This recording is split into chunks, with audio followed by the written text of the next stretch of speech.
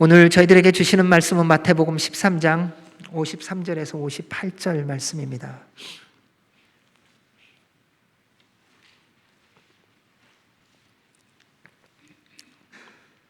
우리 같이 한 목소리로 하나님의 말씀을 봉독하도록 하겠습니다.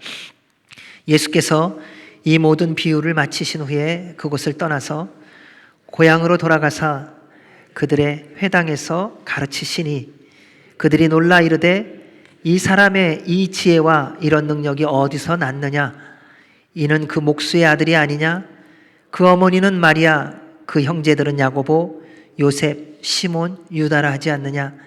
그 누이들은 다 우리와 함께 있지 아니하냐? 그런즉 이 사람의 이 모든 것이 어디서 났느냐 하고 예수를 배척한지라. 예수께서 그들에게 말씀하시되 선지자가 자기 고향과 자기 집 외에서는 존경을 받지 않음이 없느니라 하시고 그들이 믿지 않음으로 말미암아 거기서 많은 능력을 행하지 아니하시니라. 아멘. 하나님의 말씀입니다. 우리 예수님은 천국 비유의 말씀을 다 마치셨습니다. 그리고 어느 곳을 가든지 그 말씀과 함께 우리 주님이 행하신 것이 있습니다. 병든 자들과 귀신 들린 자들을 치유하시고 회복시켜 주셨습니다. 그래서 예수님은 어디를 가든지 수많은 무리들이, 수많은 사람들이 모여들었습니다. 그러면 상식적으로 하면 예수님 어디 가든지 환영받고 환호성석에 있었겠구나라고 생각하기가 쉽습니다.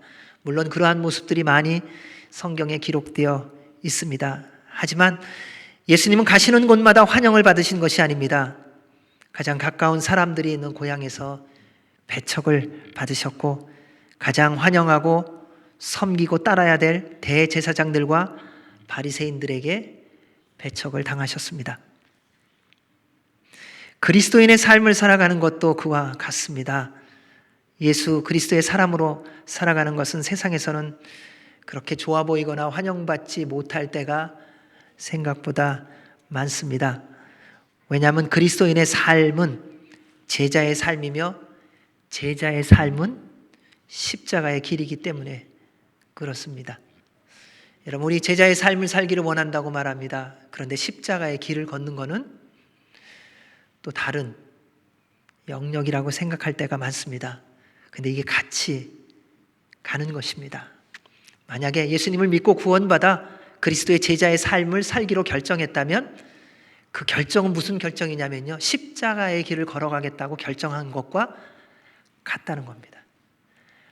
그게 내가 제자의 삶은 살지만 난 조금 있다가 아직 나는 거기는 아니야가 아니라는 겁니다. 제자가 되었다면 십자가의 길을 걸어가야 합니다. 그래서 예수님께서 말씀하셨습니다. 누구든지 나를 따라오려거든 자기를 부인하고 자기 십자가를 지고 나를 따를 것이니라. 그리스도인의 길은 좁은 길입니다. 그래서 찾는 사람이 적다고 하셨습니다.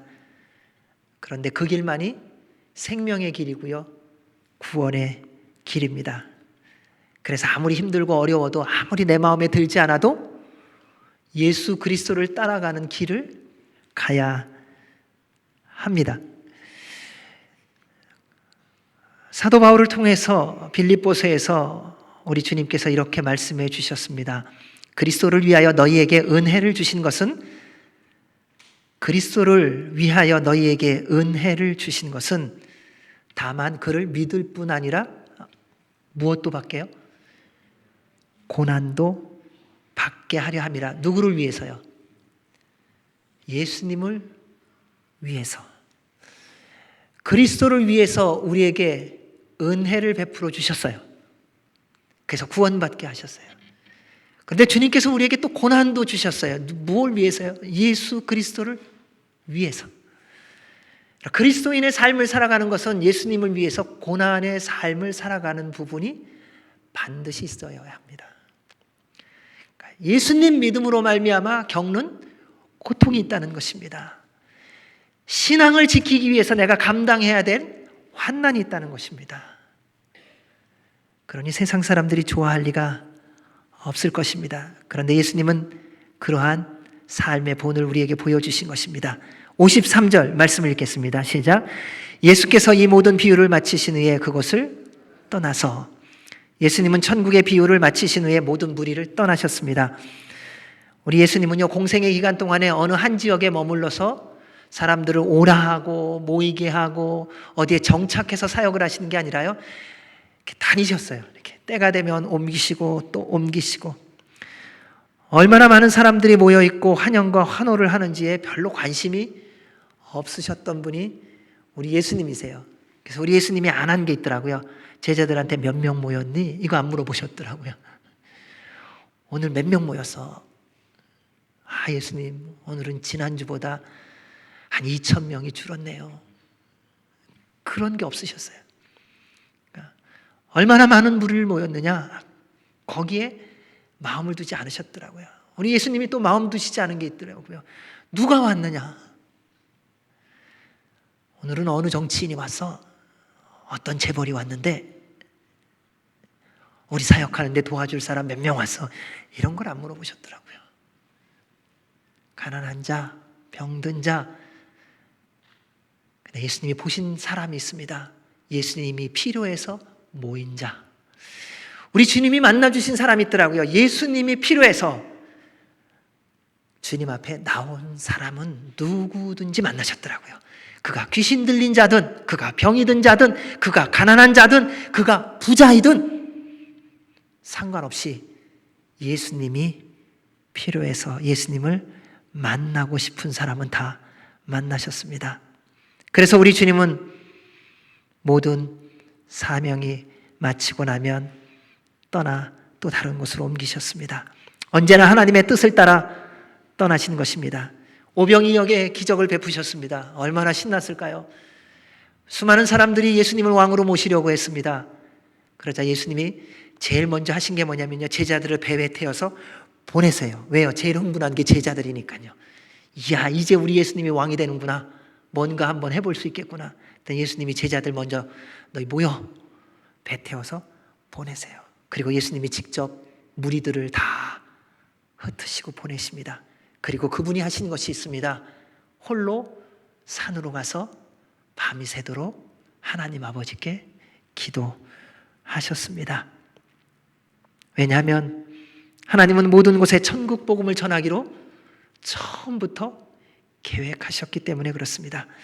그래서 예수님이 누가복음에서 이렇게 말씀하셨습니다. 예수께서 이르시되 내가 다른 동네에서도 하나님 나라 복음을 전하여라 하리니 나는 이 일을 위하여 보내심을 받았노라. 우리는 보통 더 많은 사람들이 모이고 반응이 좋은 곳에서 더 많은 사역을 해야 한다고 하는 희한한 기준이 있습니다. 우리는 그것을 이렇게 말합니다. 선택과 집중이라고, 효율성이라고요. 그런데 예수님은 모인 숫자나 반응을 따라 사역하시는 것이 아니라 언제나 하나님의 뜻을 따라 복음을 선포하시고 능력을 행하셨고, 그리고 그 사역이 끝나면 언제든지 하나님이 부르시는, 또 보내시는 다른 곳으로 떠나가셨습니다. 이것이 성령님의 인도하심을 받는 것입니다. 내 마음대로 가고 내 마음대로 머무는 것이 아니라 주님의 인도하심을 따라 머물고 가는 것입니다. 복음 찬양 가운데에, 복음성가 가운데 이런 찬양이 있습니다. 주님 말씀하시면 내가 나아가리다. 주님 뜻이 아니면 내가 멈춰서리다. 나의 가고 서는 것 주님 뜻에 있으니 오 주님 나를 이끄소서. 뜻하신 그곳에 나 있기 원합니다. 이끄시는 대로 순종하며 살리니 연약한 내 영혼 통하여 일하소서. 주님 나라와 그 뜻을 위하여. 여러분, 이 찬양의 고백이 여러분의 고백이시죠? 그렇죠? 그래서 여러분 지금까지 주님의 부르심 따라 순종하신 거잖아요. 우리가 살아가는 동안에 머물고 떠나는 것, 전적으로 주님의 인도하심을 따라 가야 합니다.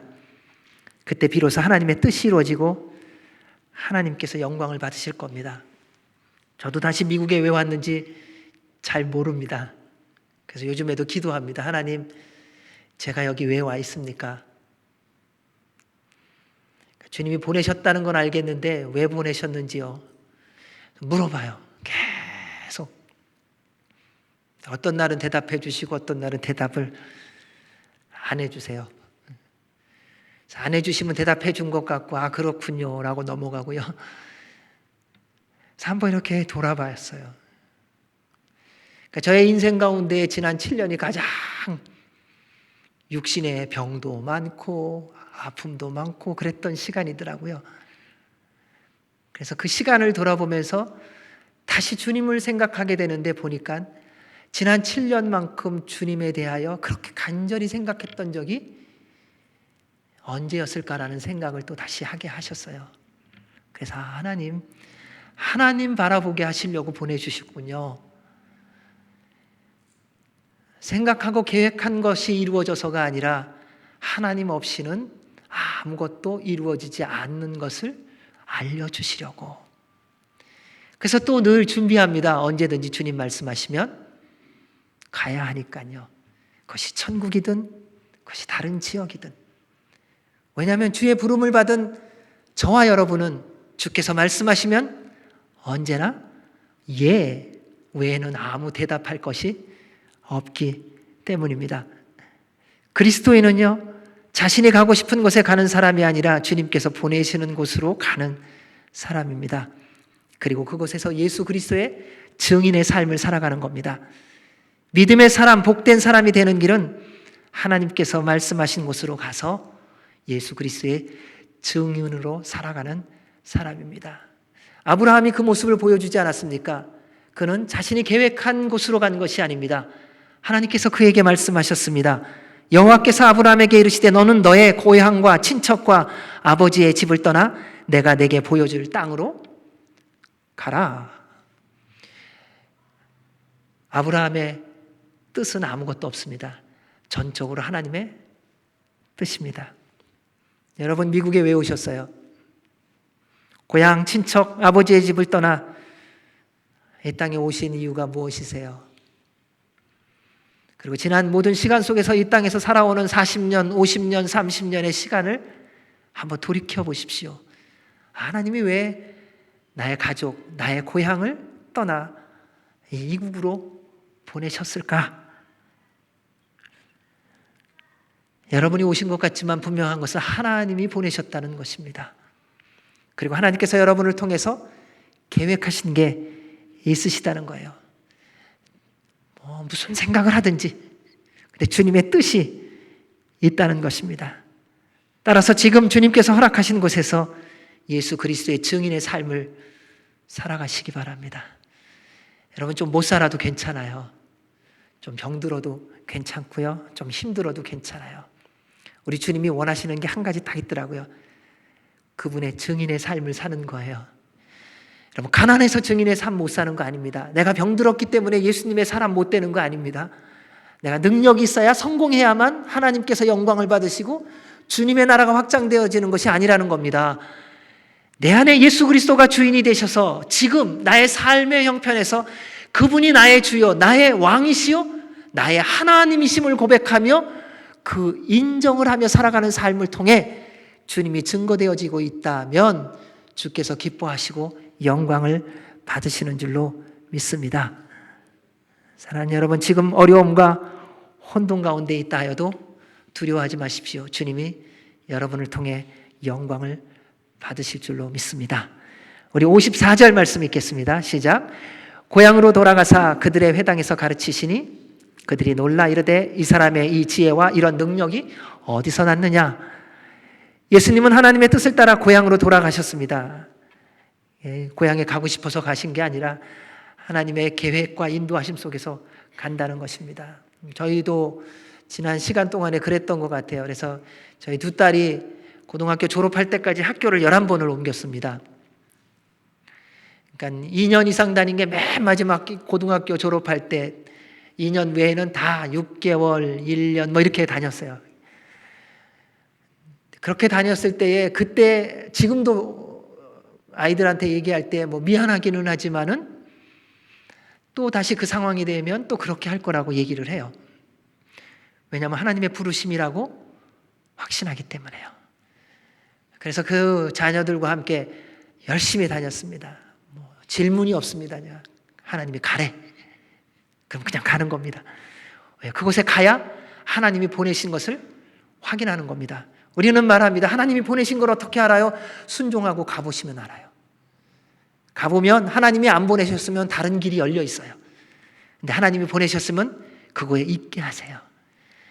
그러니까 순종이 확인의 길이더라고요. 우리 주님의 모습을 보면요, 한 번도 하나님 아버지와 대화하시고 말씀을 나누시면서 노가 없으세요. 마지막 기도 때도 보십시오. 우리 주님께서 아버지 할만하시거든 이 잔을 내게서 옮겨 주시옵소서. 그리고 말씀하십니다. 그러나 내 원대로 마시고 아버지의 뜻대로 되기를 원합니다. 한 번도 십자가를 지시는 그 순간까지 한 번도 하나님 아버지의 말씀에 노가 없으셨던 분이 우리 주님이세요. 우리에게 본이 되신 거예요. 하나님께서 우리에게 말씀하시는 게 뭡니까? 주의 모든 말씀에 예스 하라는 거예요. 그때 하나님이 행하시기 때문에요. 여러분, 주님께 예스하면 복받는 사람이 누구냐면요, 여러분이에요. 하나님은 복 주시려고 순종하라고 하시는 거예요. 하나님은 능력을 주시려고 순종하라고 하시는 거예요. 하나님은 길을 열어주시려고 순종하라고 하시는 거예요. 하나님이 명령하시는 이유는 하나님의 능력을 사용하게 하시려고 명령하시는 거예요. 우리 예수님 고향으로 가서 회당에서 가르치시고 능력을 행하셨습니다. 왜냐하면 그들도 천국 복음 듣고 하나님의 능력을 누리고 예수님 믿고 구원받아야 하기 때문입니다. 그런데 고향 사람들이 예수님을 싫어합니다. 받아들이질 않습니다. 그들이 놀라 이르되 이 사람의 이 지혜와 이런 능력이 어디서 났느냐? 예수님의 놀라운 가르치심과 능력 행하심을 듣고 보면서 믿지 못하겠다는 반응을 보여주었습니다. 예수님에 대한 선입관과 편견이 있었습니다. 예수님은 가족들과 고향 사람들에게 선입견과 편견을 당하셨습니다. 한 번은 예수님께서 빌립을 제자로 부르셨습니다. 제자로 부름받은 빌립이 나아가서 또 다른 선생인 나다나엘을 만나서 얘기했습니다. 내가 메시아를 만났습니다. 그때 그 나다나엘이라고 하는 사람이 뭐라고 말한 줄 아세요? 나사렛에서 무슨 선한 것이 날 수 있느냐? 왜냐하면 나사렛이라는 동네는 보잘것없고 작은 동네였기 때문입니다. 가족들에게도 선입관과 편견을 당했습니다. 요한복음 7장에서 말합니다. 그 형제들이 예수께 이르되 당신이 행하는 일을 제자들도 보게 여기를 떠나 유대로 가소서. 스스로 나타나기를 구하면서 묻혀서 일하는 사람이 없나니 이 일을 행하려 하거든 자신을 세상에 나타내소서 하니 이는 그 형제들까지도 예수를 믿지 아니함이러라. 여러분, 우리 같이 지내는 시간이 오래되면 서로 더 신뢰가 쌓여질 거라고 하는 상식이 있지요. 근데 살아보시니까 어떠세요? 같이 지내보시니까는 어떠세요? 1년 지나니까는 야, 내가 이 사람을 1년만큼 알았네. 야, 내가 이런 거를 이해 못했었구나. 정말 믿을 만한 사람인데 10년 지내보니까 어떠세요? 와, 이 사람한테 이런 귀한 게 있었구나. 정말 이 사람은 내가 천국 갈 때까지 같이 가야 될 사람이구나. 그러세요? 저는 가끔 겪었던 게 있습니다. 어떤 분 이렇게 같이 사역을 하기 시작하면요, 그러시더라고요. 처음에 딱 만나면요, 목사님, 내가 죽도록 충성하겠습니다. 같이 가지요.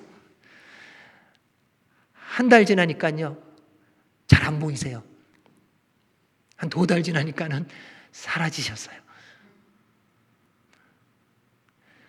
우리는 시간이 갈수록 더 신뢰가 쌓여지고 사랑이 깊어지고 이해도가 많아지고 있는가 한번 생각해 보시기 바랍니다. 여러분, 여러분의 가족과는 어떻습니까? 어제도 집에서 밥을 먹다가 제가 이런 얘기를 했어요. 밥 차려놓고 그러거든요. 여보, 밥 다 차렸어요. 그래요. 그럼 저는 그 얘기 첫 번째 들을 때는 꿈쩍도 안 해요. 2번, 3번 듣고 나서 이제 목소리가 높아지면 이제 그때 이제 큰일 나기 전에 달려가는 거예요. 막 달려가서 이제 밥 차려진 상에 딱 앉아요. 제가 앉으면 밥만 있지 사람이 없어요. 왜? 다른 거 준비하느라고요. 그래서 그러면 또 제가 그래. 왜 나 불렀냐고. 그래서 몇 번을 제가 그걸 하면서 회개를 했어요. 나를 사랑해서 밥을 다 차려놓고 불렀는데 나는 거기 앉아서 무슨 생각을 하고 있냐면 내 할 일 1분이라도 더 해게 놔두지 왜 밥 먹으라고 불러놓고 밥 당장 못 먹게 하냐는 거예요. 30년을 넘게 살고서 사소한 그 유치한 것 같고 그 찰나의 순간에 제 마음이 흔들리고 있더라고요. 그래서 하나님, 제가 이런 사람이군요. 그러면서 하나님의 일을 한다고, 무슨 위대한 일을 한다고, 놀라운 일을 한다고 착각하고 교만했던 적이 너무 많았습니다. 좀 용서해 주십시오. 여러분은 어떠신지 모르겠어요. 여러분은 안 그러시겠죠? 이상합니다. 우리는 함께 살면 다 이해하고 사랑할 것 같지만 이처럼 정말 사소한 일에 오해하고 서로에 대한 선입관, 편견을 가지고 있는 것을 보게 됩니다. 그리고 결정적인 순간이 되면 서로 다투고 어려운 일들이 생기는 것을 보지요. 선입관과 편견은요, 서로 원망과 불평과 다툼을 일으키게 하는 사단의 도구입니다. 속지 마시기 바랍니다. 선입관은 먼저 들은 말이나 지난 경험으로 상대에 대해 이미 가지고 있는 고정관념입니다. 그래서 선입관은요, 색안경과 같은 것이죠. 파란 안경을 쓰면 세상이 다 파랗게 보이죠. 노란 안경을 쓰면 다 노랗게 보입니다. 아마 여러분도 저를 만났을 때 처음 첫인상이 있으셨을 것 같아요. 그리고 그걸 두고 지난 7년 동안 이렇게 보셨을 거예요. 그래, 내가 첫인상이 안 틀렸어. 이런 분도 계실 거고, 그래, 조금 다른데. 이런 분도 있으실 거예요. 네, 이렇든 저렇든 처음 본 인상이 그 사람과의 관계 속에서 계속 그 인상이라는, 첫인상이라는 안경을 쓰고 있으면 결코 알아가기가 쉽지 않다는 것입니다. 왜냐하면 모든 것이 왜곡되고 잘못된 판단과 생각을 가지게 하기 때문에요. 선입관이 지속되면 편견이 됩니다. 편견은 공평하지 못합니다. 한쪽으로 치우칩니다. 부정적입니다. 편견이 생기면 고치기가 쉽지가 않습니다. 그래서 처음부터 어떤 선입관과 편견도 품지 않도록 늘 깨어 기도하고 성령님 충만하셔야 합니다. 우리는요, 정도의 차이는 있지만 각자 다른 사람에 대한 선입관과 편견이 있습니다. 인종, 지역, 학교, 생김새, 일 등등. 이상하죠? 어떤 분이 일 잘하고 나면요, 그러다가 우연찮게 한 번 물어봐요. 어느 학교 나왔어요? 그럼 서울대요. 아, 역시. 어떤 분이 일을 하다 좀 실수를 했어요. 어느 대에 나왔어요? 아, 제가 중퇴를 했어요. 아, 그렇군요. 우리의 선입관과 편견은 없는 것 같지만 우리의 삶 속에서 상당히 깊숙이 박혀 있다는 사실입니다. 인종차별, 외모차별, 실력차별, 능력차별, 수없이 많은 차별들이 있습니다. 저는 외모의 차별을 참 많이 받았던 사람입니다. 그래서 차별이 뭔지를 잘 알아요. 예전에 인도네시아에서 선교사 훈련을 받을 때는 학생으로서 그때는 차별이 없었어요. 그때는 거기 있는 사람들이요, 다 자기 사람인 줄 알고요, 얼마나 좋아하고 환영해 줬는지 모릅니다. 만나면은 절대 하와이유가 없었어요. 다 인도네시아 말로 먼저 얘기를 했어요. 그러니까 오죽하면은 현지인과 함께 시골로 정글로 들어갔는데 현지인한테는 말을 안 걸고요, 저한테 말을 걸더라고요. 그래서 어디 가든지 비행기를 타면요, 스튜디오스가 분명히 아시아나를 탔는데 커피 드시겠어요? 그렇게 말을 안 해요. 그냥 커피와 티, 영어로만 얘기를 해요. 그래서 참 차별은 어느 곳에나 있는 것을 보게 됩니다. 그런데 우리가 정말 조심해야 되는 것은 사단이 가정과 교회와 나라를 흔들고 서로 싸우고 무너지게 하는 가장 좋은 도구가 바로 선입관과 편견이라는 겁니다. 그 시작은 아주 사소한 것입니다. 말 한마디예요. 행동 하나예요.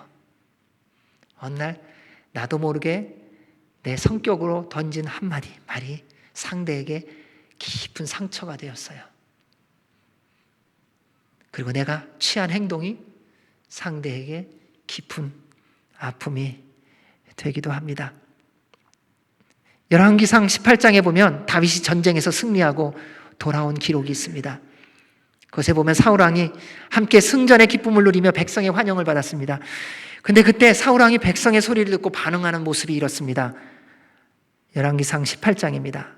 무리가 돌아올 때에 곧 다윗이 블레셋 사람을 죽이고 돌아올 때에 여인이 이스라엘 모든 성읍에서 나와서 노래하며 춤추며 소고와 경세를 가지고 왕 사울을 환영하는데 여인들이 뛰놀며 노래하여 이르되 사울이 죽인 자는 천천히요 다윗은 만만이라 한지라. 사울이 그 말에 불쾌하여 심히 노하여 이르되 다윗에게는 만만을 돌리고 내게는 천천만 돌리니 그가 더 얻을 것이 나라 말고 무엇이냐. 여러분 말씀을 보면 분명하게요, 백성들이 누구를 환영하냐면요, 사울 왕을 환영한다 그래요. 사울 왕을 환영하는 거예요. 그리고 전쟁에서 승리한 장수인 다윗이 함께 있기 때문에 그도 같이 노래 불러준 거예요. 왜요? 전쟁에 나가서 진짜 싸움하고 온 사람은 다윗이잖아요. 그러니까 다윗이 만만 죽였고 사울은 천천 죽였다. 가지도 않았는데 천천이나 죽였으니 갔으면은 얼마나 많이 죽였겠어요, 사실. 근데 그 말을 듣고 사울은 오해합니다. 다윗이 전쟁에서 승리하고 온 것을 축하해주고 축복해주면 그 모든 승리, 그 모든 영광 자기가 누리는 것 아닙니까? 왕이 누구예요? 사울이에요. 다윗은 왕의 명령을 따라 순종해서 전쟁에 나서 전쟁하고 승리하고 돌아온 장수일 뿐이에요. 그 장수를 세워주고 그 장수를 인정해주면 그 모든 영광, 그 모든 축복 사울 왕한테 가는 거예요. 근데 그 여인들이 노래 부르는 그 한 소절, 많은 말도 아니에요. 다윗은 만만이요 사울은 천천이라, 요 한 소절 때문에 마음이 상해갖고 삐친 거예요. 그리고 그걸 마음에 콕 품고선 두고 보자, 내가 죽일 것이다. 여러분 그런 경험들 다 있으시죠? 누군가한테 진짜 말도 안 되는 요만한 말 듣고선 본인은 그게 심각하거든요. 그러니까 인생을 좌우할 만큼. 그거 갖고 두고 보자. 그건 다른 사람은 몰라요. 본인만 아세요. 다 칼 갈고 있고 그 칼 간 거 나중에 사용하려고 하지 않습니까? 그래서 사울 왕이 결국은 멸망의 길로 가지 않습니까? 사랑하는 여러분, 살아가면서 본의 아니게 들은 한마디 말, 한 행동으로 마음이 상하여 상대에 대한 선입관과 편견이 생겼다면 다 십자가 앞으로 들고 나가십시오. 그리고 주님께 맡기세요. 주님, 제가 이것 때문에 마음이 상처를 받았어요. 제가 이 행동 때문에 마음이 아파요. 주님, 십자가에 못 박습니다. 다 보혈로 씻어주시고 해결해 주십시오. 그리고 그렇게 한 사람을 마음으로 용서하세요. 안 되죠? 그러니까 기도하시라는 거예요. 하나님, 저를 이렇게 힘들게 한 사람을 주님의 이름으로 용서합니다. 왜냐하면 주님이 명령하셨기 때문에요. 자, 근거가 있습니다. 내가 좋은 사람 돼서가 아닙니다. 나의 주인이 하나님이시기 때문에 용서하는 거예요. 내 삶의 주인이 예수 그리스도이시기 때문에, 그분이 명령하셨기 때문에요. 저는 이 말씀 준비하면서 그러면서 또 이런 생각을 해봤습니다. 나는 그 상처받은 거 생각하는데요, 나는 누구한테 상처 안 줬나? 우리는 희한한 특징 중에 하나가, 나는 상처받은 거는 다 기억하는데 내가 상처 준 거는 왜 이렇게 잘들 잊어버리세요? 그리고 변명은 왜 이렇게 잘하는지 몰라요. 에이, 그걸 갖고 그런 식으로 받아들였냐고. 그게 그 사람의 인생을 바꿔놨어요. 절망에 빠지게 했다니까요. 우울증을 만들었고요. 낙심하게 만들었다니까요. 근데 나는 원래 그런 사람이라고 말을 해요. 그리고 뒤끝이 없대요. 그 뒤끝 없는 것 때문에 그 사람은 죽은 거예요. 그것은 회개하셔야 돼요. 우리는 늘 주님 앞에 나오면은 나만 잘한 거 생각하고 그냥 주님께만 잘못했다고만 생각을 하는 것 같아요. 아니요. 우리 주님이 뭐라고 말씀하셨어요? 내 형제 자매에게 잘못한 것이 곧 나에게 잘못한 거라는 거예요. 그래서 잘못한 게 있다면 주님 앞에 나아가 회개하시고 또 찾아가십시오. 그리고 용서를 구하십시오. 2022년 다 지나가고 있습니다. 올해가 지나가기 전에 본의 아니게, 때로는 본의로 상처 주고 마음 아프게 한 일 있다면 용서 구하시고 용서해 주시기 바랍니다. 그래서 주님의 나라를 경험하는 저와 여러분이 되시기를 주의 이름으로 축원합니다. 사단이 선입관과 편견을 사용하는 최종 목표가 뭔지 아세요? 그리스도인을 천국에 못 가게 하려고 그러는 거예요. 그 목적을 이루기 위해 믿음의 공동체인 교회 안에서 서로 악한 선입관과 편견을 가지게 하여 예수님을 온전히 믿지 못하게 합니다. 저런 사람이 목사래, 저런 사람이 장로래, 저런 사람이 직분자래. 여러분, 그러한 마음이 들 때 그 사람 보지 마시고 십자가를 바라보시기 바랍니다. 이미 사단이 여러분의 마음을 빼앗아간 거예요. 여러분의 심령을 흔들어 놓은 거예요. 속지 마시기 바랍니다. 사단은 거짓의 아비입니다. 그는 마지막 순간까지도 한 영혼이라도 천국에 가지 못하게 하려고 최선을 다하는 자입니다. 여러분, 사단이 얼마나 노력하는 줄 아세요? 포기를 몰라요. 언제까지? 우리가 구원받을 때까지. 우리가 마지막 순간, 주님이 부르시는 그 순간 마지막 호흡을 할 때까지 사단이요, 의심을 집어넣고요, 갈등을 집어넣고요, 오히려 에이, 천국이 어디 있어? 예수님을 믿으면 구원을 받는데 왜 죽어? 얼마나 말도 안 되는 여러 가지 생각으로 우리의 마음을 흔드는지 모릅니다. 끝까지입니다. 주님이 부르시는 그 음성을 들을 때까지, 사랑하는 내 아들아, 사랑하는 내 딸아, 나에게 와라, 아멘 하는 이 아멘이 끝날 때까지 사단의 속임수에 속지 마셔야 됩니다. 그래야 천국에 갈 수 있습니다. 그래서 말씀해 주셨습니다. 베드로전서에서요, 근신하라, 깨어라, 너희 대적 마귀가 우는 사자같이 두루다니며 삼킬 자를 찾나니 너희는 믿음을 굳건하게 하여 그를 대적하라. 이는 세상에 있는 너희 형제들도 동일한 고난을 당하는 줄을 알미라. 따라서 사단의 거짓말에 속지 않도록 늘 깨어 기도하시고 성령님 충만하시고 마귀를 예수 그리스도의 이름의 능력으로 대적하시기를 주의 이름으로 축원합니다. 나사렛 사람들은 예수님의 천국 복음을 듣고 능력을 보면서도 믿으려고 하지 않았습니다. 그리고 의심을 품고 거절하는 모습의 고백이 55절, 56절입니다. 같이 읽습니다. 시작. 이는 그 목수의 아들이 아니냐? 그 어머니는 마리아, 그 형제들은 야고보, 요셉, 시몬, 유다라 하지 않느냐? 그 누이들은 다 우리와 함께 있지 아니하냐? 그런즉 이 사람의 이 모든 것이 어디서 났느냐 하고, 예수님의 가르침과 능력 행하심을 믿지 못하게 하고 받아들이지 못하게 한 배경이 예수님의 가정이었습니다. 별 볼 일 없는 가정이라는 겁니다. 개천에서 용이 나오겠냐는 겁니다. 하찮은 목수의 아들, 그 가족을 보면 다 그렇다는 것입니다. 그런데 어느 날 갑자기 많은 사람 모였다고, 능력 좀 행한다고 뭐 별로 다르겠는가라고 오해하고 착각하고 선입관을 갖고 편견을 가지게 되었다는 것입니다. 그런데 가장 큰 문제는 그러한 예수님에 대한 선입관과 편견으로 말미암아 하나님 나라의 복음을 듣지 못하고 하나님의 능력을 누리지 못하게 되었다는 것이지요. 그로 인해 천국 복음도 상관이 없어지게 되었다는 것입니다. 그리고 그들은 예수님을 배척했습니다. 57절입니다. 시작. 예수를 배척한지라 예수께서 그들에게 말씀하시되 선지자가 자기 고향과 자기 집에서는 존경을 받지 않음이 없느니라 하시고, 잘못된 선입관과 편견은 좋은 상대를 배척하는 힘이 됩니다. 고향 사람들에게 배척을 받으신 예수님 말씀하셨습니다. 선지자가 자기 고향과 자기 집에서는 존경을 받지 않음이 없다. 가장 인정받고 환영받기 어려운 것이 자기 집이더라고요. 그러니까 오래 사귄 사람들의 사이더라고요. 예수님의 고향 사람들은 과거에 자신들이 보고 경험한 선입관과 편견으로 하나님의 아들이시며 구세주이신 예수 그리스도를 받아들이지 않았습니다. 그리고 그분을 배척했습니다. 예수님을 배척하는 것은 살다 보면 그럴 수 있는 것 아니라는 것입니다. 언젠가 또 다시 믿으면 되겠지. 아니요. 여러분, 예수님 믿다가 마음 상해서 교회를 떠나는 분들이 가끔 그런 생각을, 종종 그런 생각을 하시더라고요. 나 언젠간 돌아갈 거야.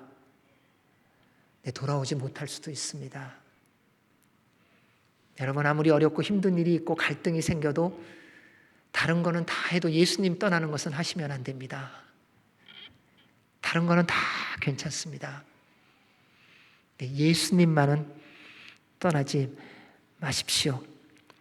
선입관과 편견이 생기면 의심과 불신의 열매를 맺습니다. 믿지를 못하는 것이지요. 믿음이 없으면요, 말씀이 들리지 않습니다. 그리고 말씀을 듣지 못하면 말씀이 이루어지는 것을 경험할 수가 없습니다. 그리고 제일 두려운 건 뭐냐면요, 예수님을 믿지 않으면 구원받을 수 없다는 것입니다. 그럼 다른 거 다 몰라도 됩니다. 구원은 예수님을 믿어야만 받습니다. 아무리 못 배워도요, 실력이 없어도요, 재주가 없어도요, 예수님 믿으면 구원받아요. 아무리 능력이 있고요, 지금까지 아무리 많은 사역을 했고요, 헌신을 했어도요, 예수님 안 믿으면 구원 못 받아요.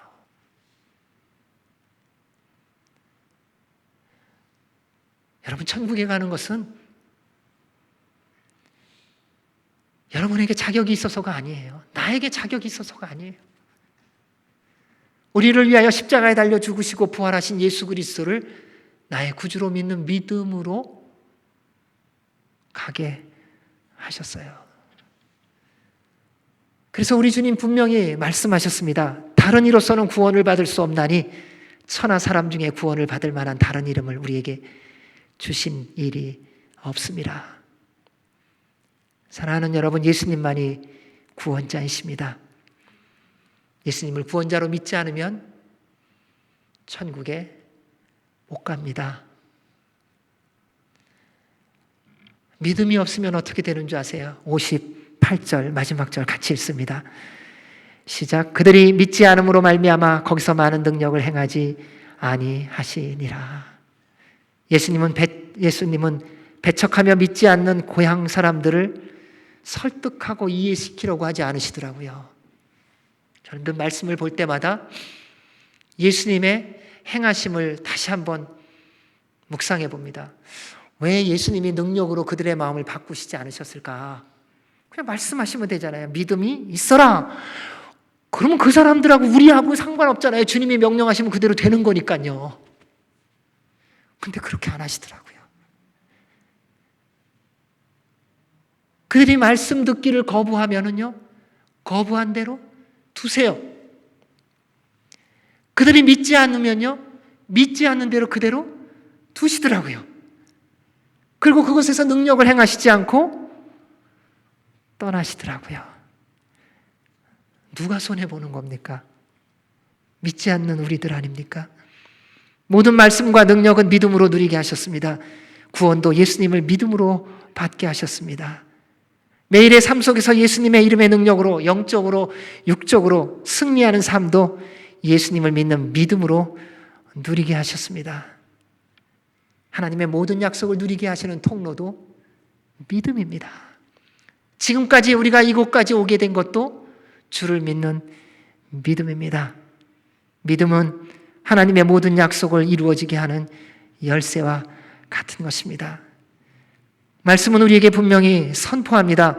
믿음이 없이는 하나님을 기쁘시게 하지 못하나니 하나님께 나아가는 자는 반드시 그가 계신 것과 또한 그가 자기를 찾는 자들에게 상 주시는 이심을 믿어야 할지니라.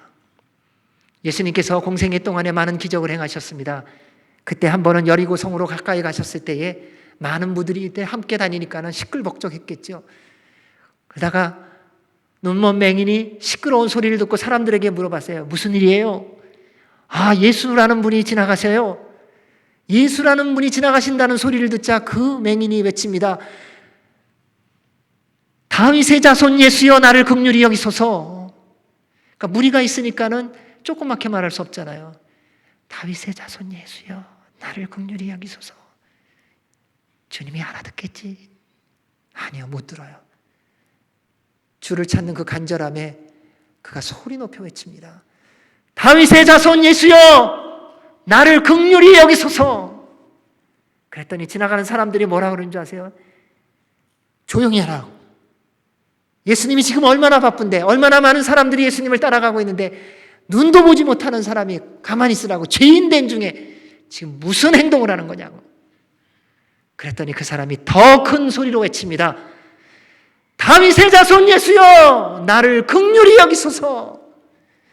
근데 우리 주님이 그렇게 주님을 찾는 간절함을 기다리셨어요. 그리고 그를 부르라고 하세요. 그가 주님 앞에 나왔습니다. 누가복음에서 예수님이 물어보십니다. 내가 무엇을 하여 주기를 원하느냐? 그가 대답합니다. 이르되 주여 보기를 원하나이다. 우리 42절은 같이 한번 읽어보죠. 시작. 예수께서 그에게 이르시되 보라, 내 믿음이 너를 구원하였느니라. 그가 사람들의 꾸짖음에도 전혀 흔들리지 않고 예수님을 부를 수 있는 근거는 예수님은 나를 고쳐주실 수 있다는 믿음 때문이에요. 예수님 만나면 나 눈 뜰 수 있어. 예수님 만나면 나 이곳에서 회복될 수 있어. 예수님이 말씀하시면 나 새로워질 수 있어.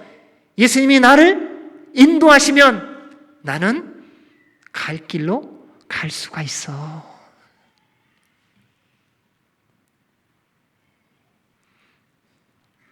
예수님은 모든 약속과 능력을 믿음으로 누리게 해주셨습니다. 그리고 우리 예수님께서 어마어마한 말씀을 해주셨어요. 요한복음 14장 12절입니다. 이 말씀 같이 또 읽겠습니다. 시작. 내가 진실로 진실로 너희에게 이르노니 나를 믿는 자는 내가 하는 일을 그도 할 것이요 또한 그보다 큰 일도 하리니 이는 내가 아버지께로 감이니라.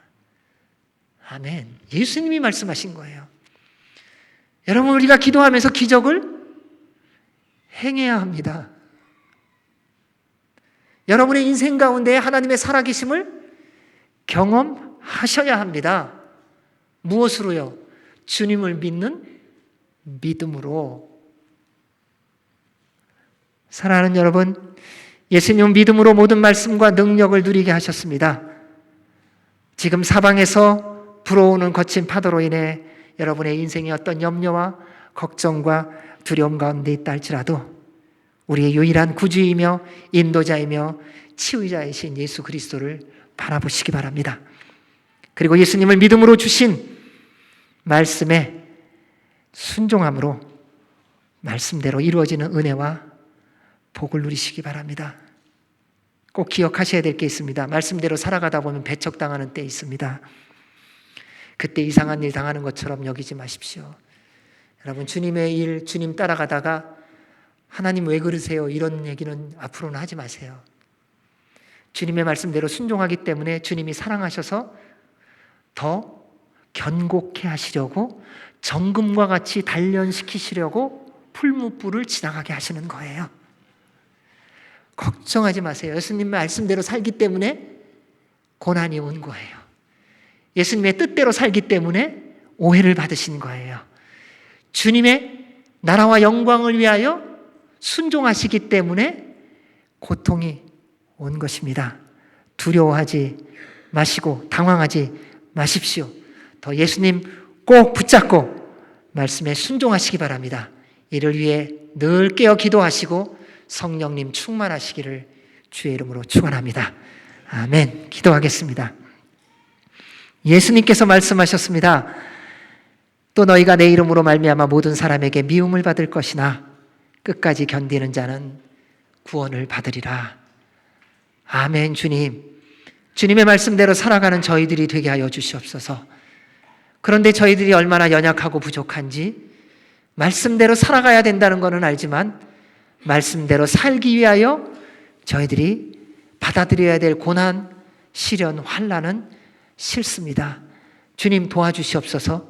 그것이 얼마나 우리를 향한 주님의 사랑이며 은혜이며 복되게 하시기 위한 도구인지를 깨달아 알게 하여 주시고 더욱더 주를 믿는 믿음을 더하여 주셔서 주의 말씀에 숨쉬는 순간마다 순종하며 하늘과 땅의 모든 은혜와 복을 누리며 살아가는 하나님의 사람들 되게 하여 주시옵소서.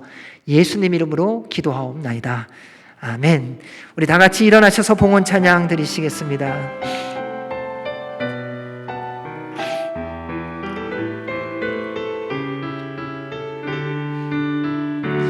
주보혈 날 정결케 하고 주보혈 날 자유케 하니 주 앞에 나 예배하는 이 시간 나의 모든 것을 주께 드리네.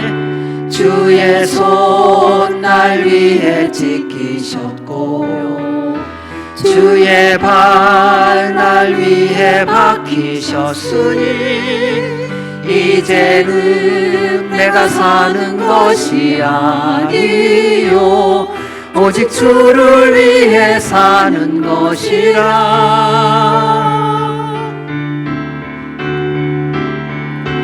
주의 손에 나의 손을 포개고 또 주의 발에 나의 발을 포개요.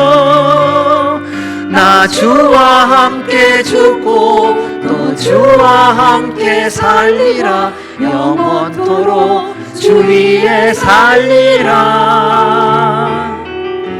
주의 손에 나의 손을 포개고 또 주의 발에 나의 발을 포개요. 나 주와 함께 죽고 또 주와 함께 살리라. 영원토록 주 위에 살리라. 주 위에 살리라. 아멘. 좋으신 하나님 아버지, 우리를 사랑하시는 그 주의 사랑이 십자가의 사랑입니다. 그 보혈의 피로 말미암아 저희로 영원한 생명을 다시 누리게 하신 주님, 제자의 삶을 살아가기로 결정한 우리 모두 다 십자가의 길을 우리의 힘과 능력이 아니라 성령 하나님의 인도와 보호와 능력 주심을 덧입어 따라가게 하여 주시고, 날마다 주의 말씀에 순종함을 통하여 하늘과 땅의 은혜와 복을 누리며 이 땅 가운데서 그리스도의 증인의 삶을 살아가는 우리 모두가 되게 하여 주시옵소서. 하나님, 우리 안에 알게 모르게 들어와 있는 선입관과 편견들을 주의 보혈로 씻어 주시옵소서. 그로 말미암아 주님이 주신 눈과 귀와 마음을 가지고 주의 사랑으로 모든 이들을 대하게 하여 주시옵고, 그를 통하여 주 안에서 주께서 명령하신 세 계명대로 서로 사랑함을 통하여 하나님의 뜻을 이루어가는 주의 백성들 되게 하여 주시옵소서. 오늘도 주께서 베풀어 주신 사랑과 은혜에 감사하여 저희들의 몸과 마음과 생명과 맡겨주신 물질 가운데 일부를 구별하여 드리오니 주님 기뻐 흠양하여 주시고 주님의 나라와 영광을 위하여 아름답고 복되게 사용되어지게 하시며 드린 손길마다 한없는 은혜와 복의 복을 더하여 주시옵소서. 이제는 우리 주 예수 그리스도의 은혜와 그 크신 하나님 아버지의 사랑과 성령님의 교통교제, 인도, 역사하심이 주를 믿는 믿음으로 주의 말씀에 순종하며 살아가기로 결정하는 주의 모든 백성들 머리 위에와 주님의 몸된 교회 위에, 우리나라와 북한과 미국과 이스라엘과 선교사들 위에 이제로부터 영원까지 함께 하시기를 간절히 축원하옵나이다. 아멘.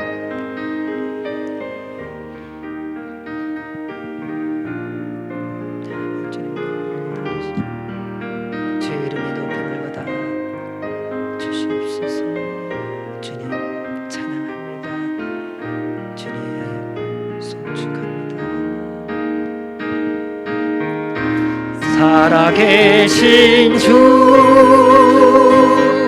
나의 참된 소망, 걱정 근심 전혀 없네. 사랑의 주, 내 갈 길 인도하리. 내 모든 삶의 기쁨 늘 충만하네. 살아계신 하나님께 감사와 영광의 박수 올려드리겠습니다. 아멘. 한 주간도 성령님 충만하시고 주 안에서 승리하시기 바랍니다. 감사합니다. 예수 가장 귀한 그 이름, 예수 언제나 기도 들으사. 오 예수